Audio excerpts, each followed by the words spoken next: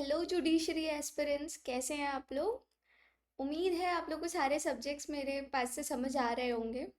और अगर कहीं भी कुछ भी डाउट हो तो प्लीज़ आप लोग कमेंट करके बताइए, ठीक है। और वीडियोस अच्छी लग रही हैं तो आप बताइए, आप बिल्कुल सब्सक्राइब करिए, ठीक है। शेयर करिए अपने दोस्तों से या जिनसे भी आप चाहते हैं, और सब जगह ताकि वो हेल्प हो सके एग्ज़ाम निकालने में, ठीक है।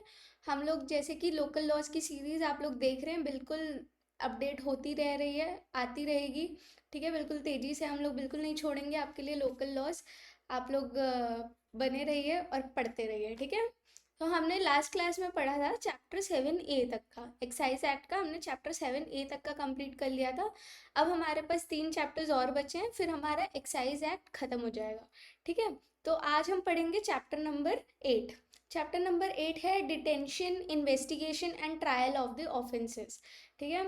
इसमें सबसे पहले बताया गया है कि अगर कोई ऑफेंस होता है तो उसमें कैसे डिटेन करना है, कैसे इन्वेस्टिगेट करना है उस ऑफेंस को, ठीक है। और उनका ट्रायल कैसे चलेगा, ठीक है। सबसे पहले सेक्शन 50 में बताया गया है कि जो भी लैंड होल्डर्स होंगे और जो भी बाकी लोग होंगे उनको इन्फॉर्मेशन देनी है, ठीक है। जब कहीं भी कोई भी इंटॉक्सिकेंट जो है बनाया जा रहा है या सेल किया जा रहा है या कलेक्ट किया जा रहा है, या कहीं पे भांग की खेती हो रही है इलीगल तरीके से बिना परमिट से, ठीक है।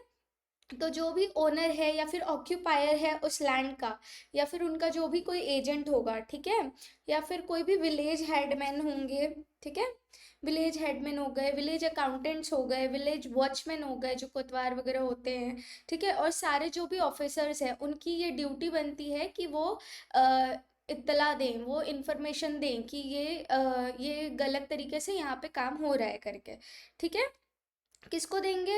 वो चाहे तो मजिस्ट्रेट को भी दे सकते हैं, एक्साइज ऑफिसर्स को भी दे सकते हैं, ठीक है, पुलिस को दे सकते हैं, लैंड रेवेन्यू डिपार्टमेंट को दे सकते हैं। जैसे ही उनकी नॉलेज में ये बात आती है उनको ये इन्फॉर्मेशन देना है, ये उनकी ड्यूटी है, ठीक है। देन उसके बाद है सेक्शन 51। सेक्शन 51 ये बोला है कि power to enter and inspect places of manufacture and sale, ठीक है। तो कौन कौन एंटर और इंस्पेक्ट कर सकता है, ये क्वेश्चन आएगा आपका। तो कोई भी एक्साइज कमिश्नर या फिर कलेक्टर या फिर ऐसा excise officer not below the rank as the state government prescribe, ठीक है। जैसा भी स्टेट गवर्नमेंट चाहे उतने रैंक तक का एक्साइज ऑफिसर जो है या फिर कोई भी पुलिस ऑफिसर इसके लिए अगर ड्यूली एम्पावर्ड है तो वो क्या कर सकता है, वो एंटर कर सकता है और इंस्पेक्ट कर सकता है किसी भी दिन के समय में, ठीक है, या फिर रात के समय में भी, any place in which licensed manufacture जो है या मैन्युफैक्चरर्स है जो इंटॉक्सिकेंट को रखे हुए हैं, स्टोर करके रखे हुए हैं, ठीक है। फिर दूसरा, एंटर कर सकता है, इंस्पेक्ट कर सकता है at any times during the sale is permitted, any hours during the sale is permitted, ऐसे भी समय में जिस समय सेल खरीदी बिक्री चल रही है, ठीक है, या फिर जिस समय भी वो जगह ओपन है ऐसे में, ठीक है। फिर उसके बाद उनके अकाउंट्स, उनके रजिस्टर को एग्जामिन भी कर सकता है। ये तीनों काम कर सकते हैं। कौन कौन कर सकते हैं? एक्साइज कमिश्नर कर सकता है, कलेक्टर कर सकता है, excise officer not below the rank as the state government specify, and कोई भी पुलिस ऑफिसर इसके बिहाफ में अगर ड्यूली ऑथराइज्ड है तो, ठीक है। देन उसके बाद हमारा आता है सेक्शन 52। सेक्शन 52 बोला है कि power to arrest without warrant, seize article liable to confiscation and to make searches, ठीक है। तो कोई भी एक्साइज ऑफिसर या फिर police officer not below the rank as the state government specified, ठीक है, या फिर रेवेन्यू ऑफिसर जो कि ड्यूली एम्पावर्ड हैं, ये लोग क्या कर सकते हैं, बिना वारंट के भी अरेस्ट कर सकते हैं for committing any offence punishable under the specified sections of this act, ठीक है। इस एक्ट में कोई भी ऑफेंस से अगर कोई कर रहा है तो उसके लिए वो लोग अरेस्ट कर सकते हैं, ठीक है। सीज करके रख सकते हैं और डिटेन करके रख सकते हैं उनके पास से, अगर जो कोई ऑफेंस किया उनके पास से अगर सामान मिले हैं, ठीक है, इंटॉक्सिकेंट मिले हैं तो उनको सीज करके रख सकते हैं, उनको डिटेन करके रख सकते हैं।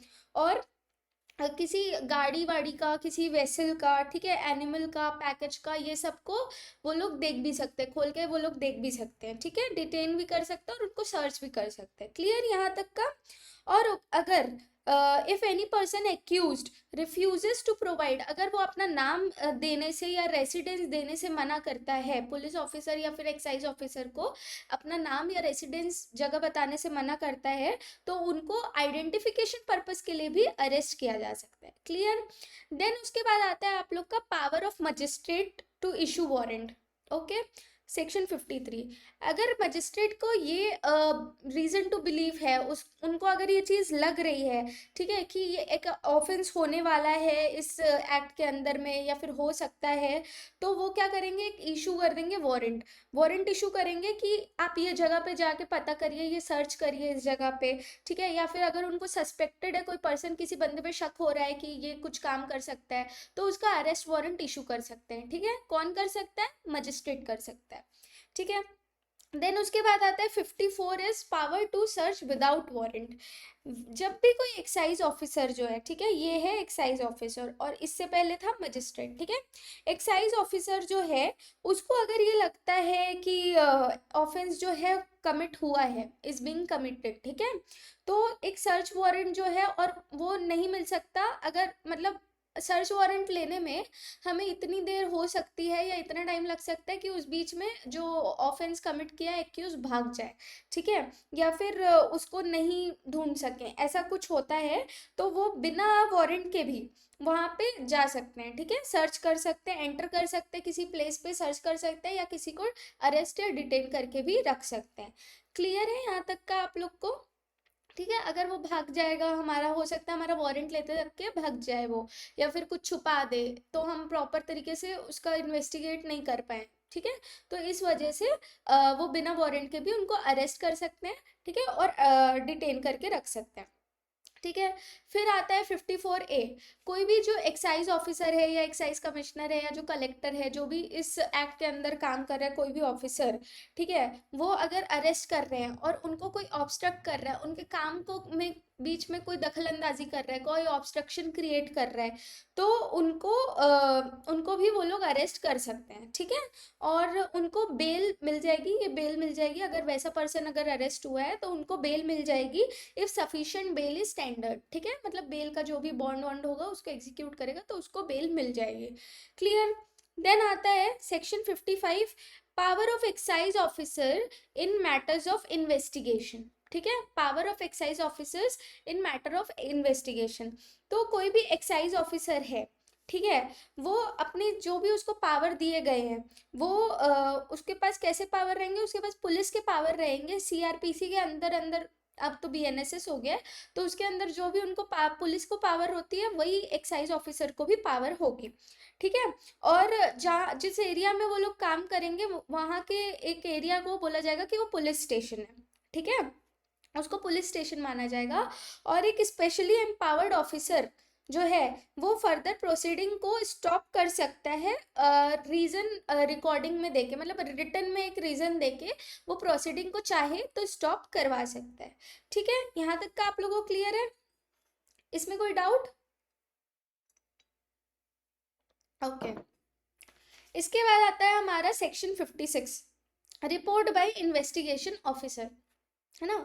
अगर कोई एक्साइज ऑफिसर जो है इन्वेस्टिगेशन पूरा किया, फिर उसके बाद उसको लग रहा है कि एक सफिशिएंट एविडेंस बन रहा है एक केस तैयार करने के लिए, ठीक है, प्रोसिक्यूशन के पास एक अच्छा एविडेंस हमको मिल रहा है, तो वो क्या करेगा, जुडिशियल मजिस्ट्रेट को, जिसका भी वो जुरिस्डिक्शन है, उनके पास जाके ये सबमिट कर देगा रिपोर्ट, ठीक है, एक्साइज ऑफिसर।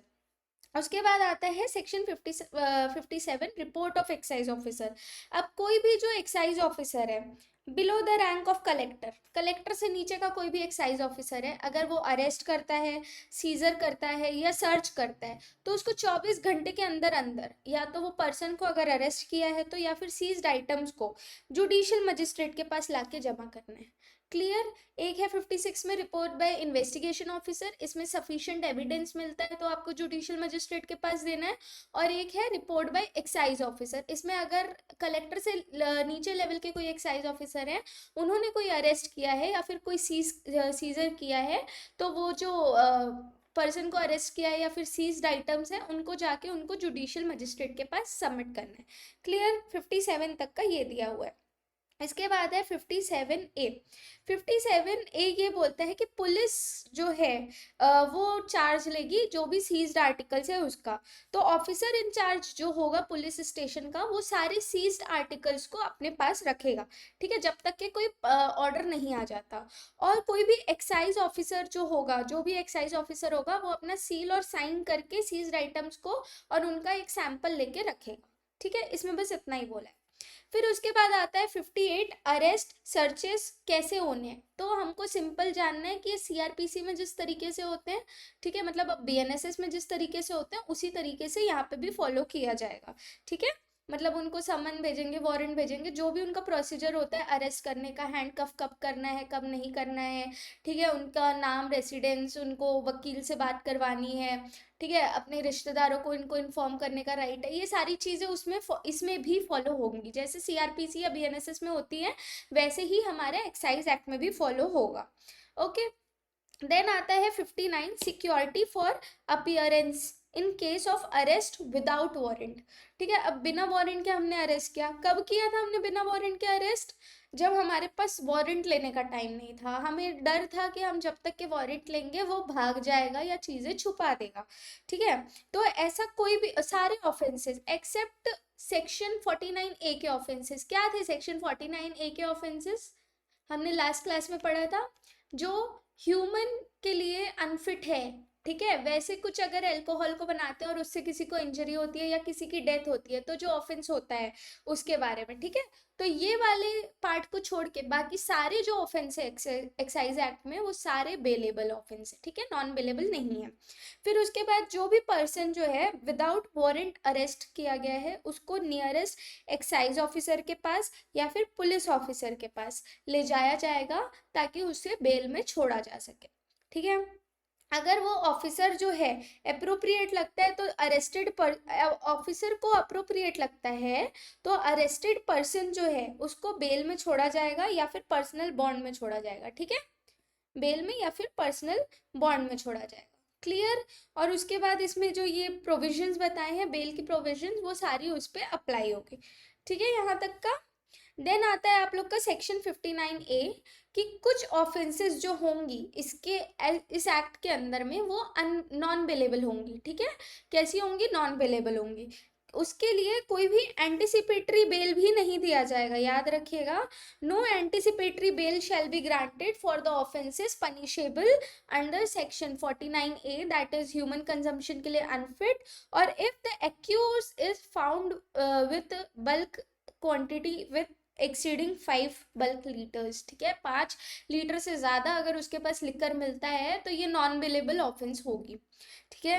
फिर उसके बाद bail shall be granted if court is satisfied that accuse guilty नहीं है। हो सकता है उसे कोई फंसाया जा रहा है इस टाइप का अगर कोर्ट को लगता है तो, ठीक है, और वो आगे बेल के समय में आगे कोई और क्राइम नहीं करेगा, अगर कोर्ट को ये सही लगता है तो वो उनको बेल पे छोड़ेगी, ठीक है। फिर उसके बाद कोई भी जो डिटेंशन होगा वो 60 डेज से ज़्यादा नहीं होगा, ठीक है। और अगर 50 बल्क लीटर से ज़्यादा है तो, और 49A का ऑफेंस हुआ है तो 120 दिन से ज़्यादा आप डिटेन नहीं करके रखेंगे। उसके बाद एक डिफ़ॉल्ट बेल होगी उनकी, उनको छोड़ा ही जाएगा, ठीक है। 60 डेज अगर 50 बल्क लीटर से ज़्यादा है तो, और 49A में ऑफेंस किया है तो 120 डेज। क्लियर है यहाँ तक का? समझ आया? 50 में आप लोग को क्या बोला है एक बार रिवाइज करते हैं छोटा सा, ठीक है। 50 में हमें क्या बोला है कि लैंड होल्डर्स जो होंगे उनको इंफॉर्मेशन देनी है, उनकी ड्यूटी है।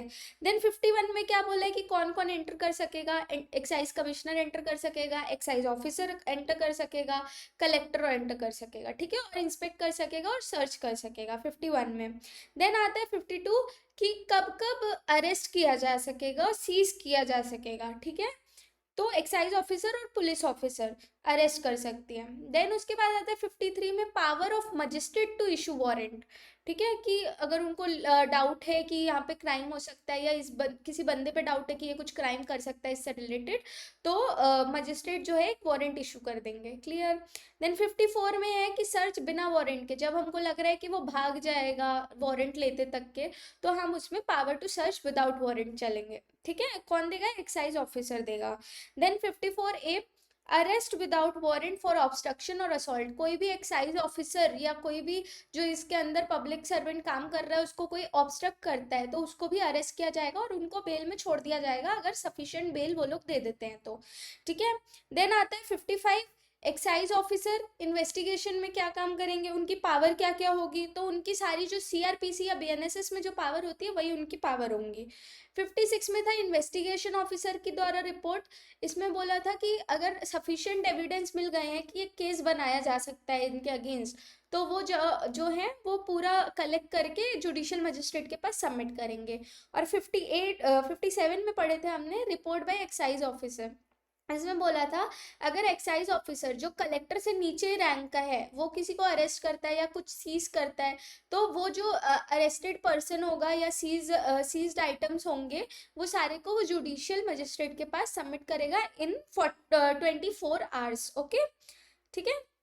देन आता है 57A, जो पुलिस जो है वो सारे जो सीज्ड आइटम्स है उनको वो रखेंगी, उनके सैंपल्स वगैरह निकाल के सील और साइन के साथ रखेंगी, ठीक है। एक्साइज ऑफिसर उसमें अपना सील और साइन करेगा। देन आता है 58, अरेस्ट सर्च किस तरीके से होगा, तो ये किस तरीके से होगा, जैसा सीआरपीसी बीएनएसएस में दिया गया है प्रोसीजर उसी तरीके से होगा। देन आता है 59 की सिक्योरिटी ऑफ अपीयरेंस, ठीक है। तो अगर सारे ऑफेंसेस जो होंगे 59A को छोड़ के वो सारे जो होंगे बेलेबल होंगे, ठीक है। और पुलिस ऑफिसर जो है उनको बेल पे रिलीज भी कर सकते हैं, ठीक है, पर्सनल बॉन्ड एग्जीक्यूट करके। देन उसके बाद आता है 59A, कौन से ऑफेंस नॉन बेलेबल होंगे, अगर आप 5 बल्क लीटर से ज़्यादा लिकर मिलता है तो, और या फिर अगर कोई 49A वाला काम किया है तो, ठीक है, जो कि अनफिट है तो इसमें कोई भी बेल नहीं दी जाएगी, इसमें एंटिसिपेटरी बेल भी नहीं देखा जाएगा, ठीक है। लेकिन अगर कोर्ट को लगता है कि इसने गलती नहीं करी होगी तो उसको छोड़ देगा, ठीक है। 60 डेज, अगर 50 बल्क लीटर से तक का अमाउंट है तो उसमें 60 डेज तक का डिटेन, और 49A का ऑफेंस उसने कमिट किया तो उसमें 120 दिन तक का डिटेन, ठीक है। देन आता है 61 बोला है लिमिटेशन ऑफ प्रोसिक्यूशन, तो सारे जो भी होंगे court shall take cognizance of an offence, ठीक है, वो जब तक के कलेक्टर या एक्साइज ऑफिसर जो कि डिस्ट्रिक्ट एक्साइज ऑफिसर तक के रैंक के हों, ठीक है, उन्होंने रिपोर्ट किया है, या फिर एक्साइज ऑफिसर या फिर पुलिस ऑफिसर ने अगर रिपोर्ट किया है उसी बेसिस पे वो लोग कोर्ट जो है कॉग्निजेंस लेगी, ठीक है। और जो प्रोसिक्यूशन है वो 6 मंथ्स के अंदर अंदर, ठीक है, 6 मंथ्स के अंदर अंदर उनको स्टार्ट करना होगा, क्लियर, ठीक है, मतलब 6 महीने से ज़्यादा वो लोग नहीं कर सकते हैं प्रोसिक्यूशन। देन उसके बाद आता है 61A, tender of pardon. Tender of pardon क्या होता है, एक्यूज पर्सन टर्निंग अप्रूवर, अगर बहुत सारे लोग एक क्राइम के लिए अरेस्ट हुए हैं, ठीक है, तो उसमें से कोई भी एक अक्यूज्ड अगर रेडी हो जाता है कि वो पूरे फैक्ट डिस्क्लोज करेगा, सही तरीके से डिस्क्लोज करेगा, इन्वेस्टिगेशन में हेल्प करेगा, पुलिस की हेल्प करेगा, है ना, कोर्ट की हेल्प करेगा, तो उसे पार्डन दिया जाएगा, ठीक है, उसे पार्डन दिया जाएगा, मतलब उसकी सज़ा कम कर दी जाएगी या उसे सज़ा से छूट मिल जाएगी, ठीक है। ये होता है 61A। और ये पार्डन देता कौन है, चीफ जुडिशियल मजिस्ट्रेट देते हैं, ठीक है, चीफ जुडिशियल मजिस्ट्रेट या फिर कोई भी JMFC, judicial magistrate of first class, ठीक है, ये लोग उनको पार्डन देंगे, किस किस वजह से देंगे, अगर वो लोग फैक्ट्स का फुल डिस्क्लोजर करते हैं तो। क्लियर है यहाँ तक का, ये हमारा चैप्टर 8 कंप्लीट होगा। इसके बाद आता है हमारा चैप्टर 8A। याद है आप लोग को मैंने बताया था कि इसमें शेड्यूल एरिया, शेड्यूल ट्राइब्स के लिए एक कुछ अलग से एग्जेम्पशंस मिले हुए हैं इस एक्ट के अंदर में, ये वही एग्जेम्पशंस की बात हो रही है, ठीक है। ये एक अलग से चैप्टर बना हुआ है जो कि सिर्फ शेड्यूल एरियाज में ही अप्लाई होगा और कहीं अप्लाई नहीं होगा, ठीक है।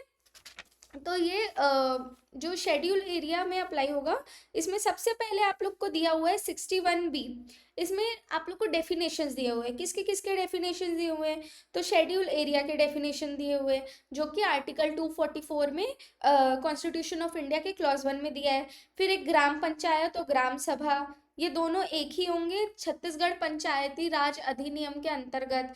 फिर एक शेड्यूल ट्राइब होगी, ठीक है। शेड्यूल ट्राइब जो होगी वो क्या होगी, ट्राइब होगी या ट्राइबल कम्युनिटी होगी या फिर उनका पार्ट होगा जो कि उस ट्राइबल कम्युनिटी के अंतर्गत आता है, ठीक है, जो कि छत्तीसगढ़ स्टेट ऑफ छत्तीसगढ़ के अंदर article 342 of the constitution of India में आता है, ठीक है। ये सारी तीनों चीजें हैं। देन आता है हमारा 61C। 61C ये बोला है कि ये जो इस चैप्टर के जो प्रोविजंस है ये सिर्फ शेड्यूल एरियाज पे अप्लाई होंगे, ठीक है, shall apply to the schedule areas. और अगर कुछ एक्ट से अलग है तो इसमें जो प्रोविजन इस चैप्टर, अगर एक्ट और इस चैप्टर में कुछ क्लैश हो रहा है तो ये जो चैप्टर है वो प्रिवेल करेगा, ठीक है, शेड्यूल एरियाज में वो प्रिवेल करेगा। देन उसके बाद बोला है 61D, exemption of members of schedule tribe for certain provisions of this act, ठीक है। इसमें कुछ छूट मिली गई है शेड्यूल ट्राइब्स को, ठीक है, कुछ सर्टेन प्रोविजन से छूट मिली गई है। क्या छूट मिली गई है, मैन्युफैक्चर से रिलेटेड, देशी मदिरा, कंट्री स्पिरिट जो होता है डिस्टिलेशन के लिए, ठीक है, पजेशन के लिए या कंजम्पशन के लिए, ये जो हम लोग रूल बनाए हैं वो शेड्यूल एरियाज पे अप्लाई नहीं होगा, ये बोला गया है, ठीक है। और जो मेंबर्स होंगे शेड्यूल एरियाज के, शेड्यूल ट्राइब्स जो होंगे वो जो है खुद से एक तो देशी मदिरा बना सकते हैं, कंट्री स्पिरिट जो है बना सकते हैं, किस किस कंडीशन में बना सकते हैं, ठीक है। तो ये सबसे पहला कंडीशन है कि मैन्युफैक्चर ऑफ कंट्री स्पिरिट जो होगी shall purpose for the domestic consumption के लिए, ठीक है, and for consumption at social and religious functions only by the members of schedule tribe. ध्यान रखिएगा, सिर्फ only by the members of schedule tribe, सिर्फ उन्हीं के लिए ये छूट मिली हुई है, ठीक है।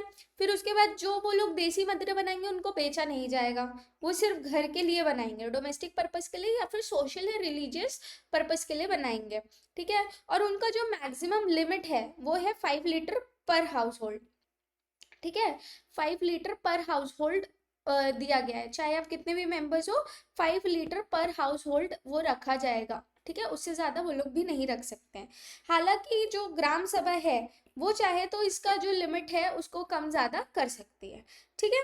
हाउस होल्ड का मतलब इसमें बताया गया है कि means a group of person residing and meaning jointly as a member of one domestic unit, मतलब 4 लोग अगर रह रहे हैं तो वो एक हाउस होल्ड होगा और वहां पे वो लोग 5 लीटर से ज्यादा नहीं रख सकते हैं, ठीक है।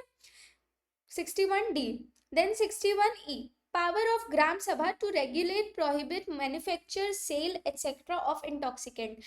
जो शेड्यूल एरिया में, जो शेड्यूल ट्राइब्स के लिए जो ट्रांसपोर्ट मैन्युफैक्चर करने के जो भी प्रोविजन है इनको रेगुलेट कौन करेगा, ग्राम सभा करेगी, ठीक है, ग्राम सभा करेगी इनको रेगुलेट। और कोई भी जो नया मैन्युफैक्चर यूनिट है या फिर कुछ भी ऐसा डिस्टिलरी है, वेयर हाउस है, उस एरिया में बिना ग्राम सभा के कंसेंट से स्टेट गवर्नमेंट भी नहीं खोल सकती, ठीक है, ग्राम सभा का कंसेंट होना जरूरी है।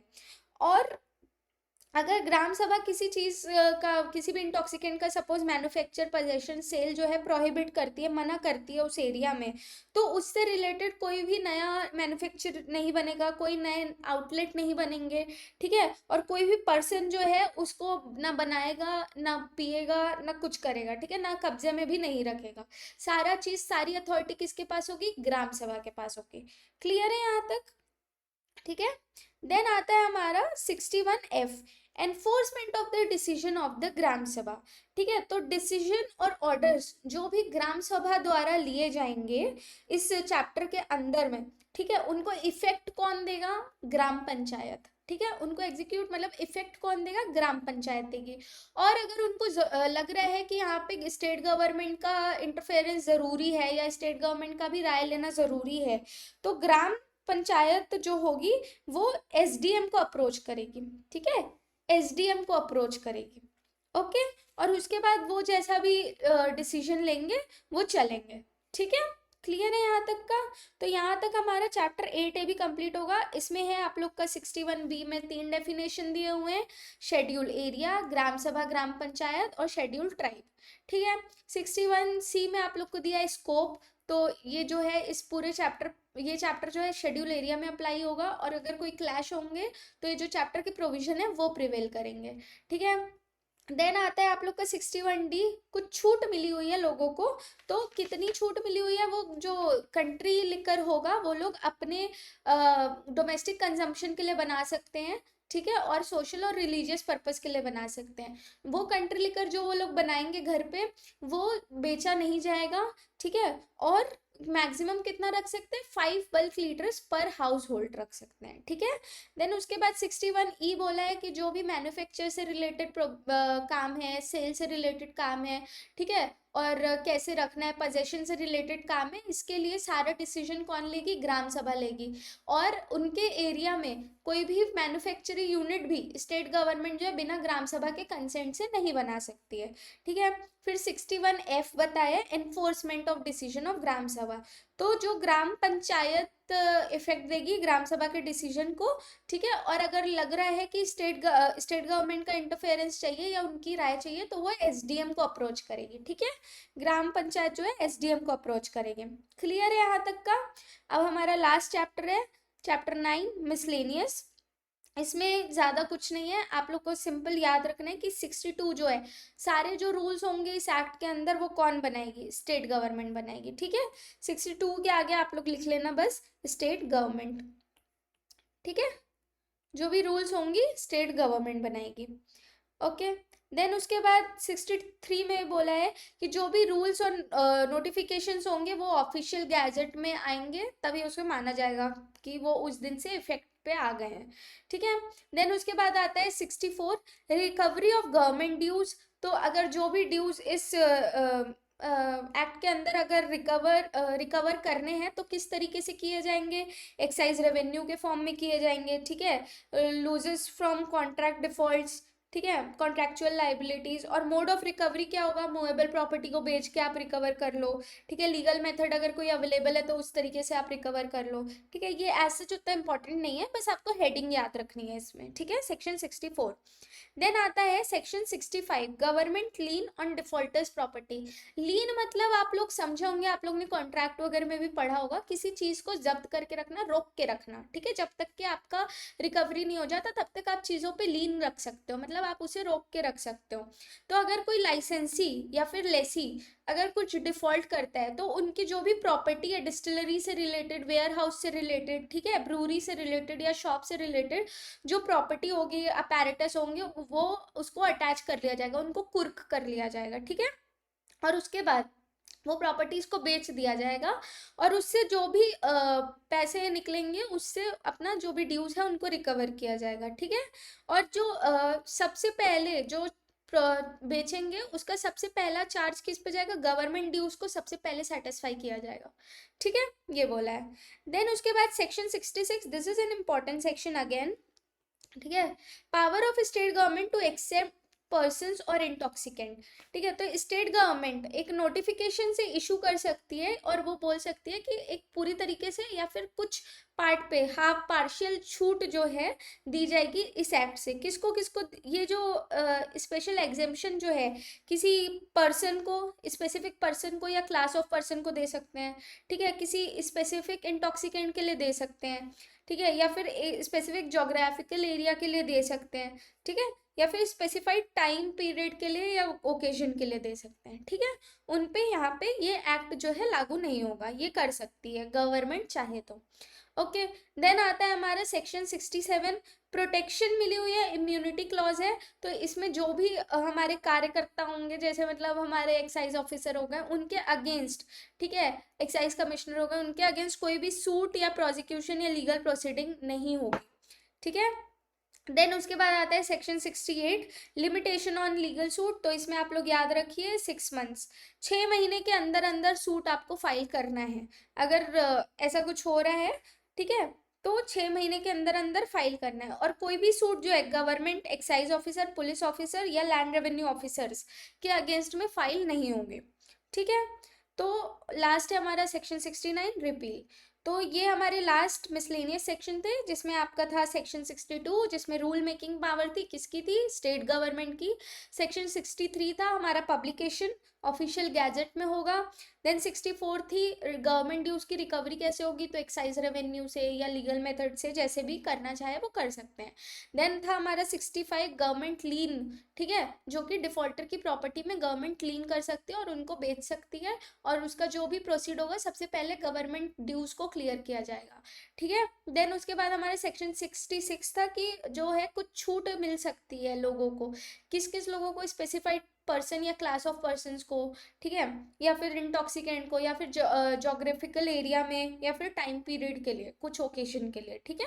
देन आता है हमारा 67 प्रोटेक्शन, इसमें इम्यूनिटी मिली है, किसको मिली है, जो हमारे एक्साइज ऑफिसर है उनके अगेंस्ट कोई भी प्रोसिक्यूशन नहीं होगा, no suit, no prosecution, no legal proceeding against them, ठीक है। देन आता है हमारे 68 लिमिटेशन कितनी दी है, 6 मंथ्स की दी हुई है, जिस दिन एक्ट होगा उसके 6 महीने के अंदर अंदर आपको सूट फाइल करना है, ठीक है। और कोई भी सूट जो है government, excise officer, police officers या फिर लैंड रेवेन्यू ऑफिसर्स के अगेंस्ट सूट फाइल नहीं होंगे, ठीक है। और लास्ट हमारा होता है 69 रिपील ऑफ इनेक्टमेंट्स, ठीक है।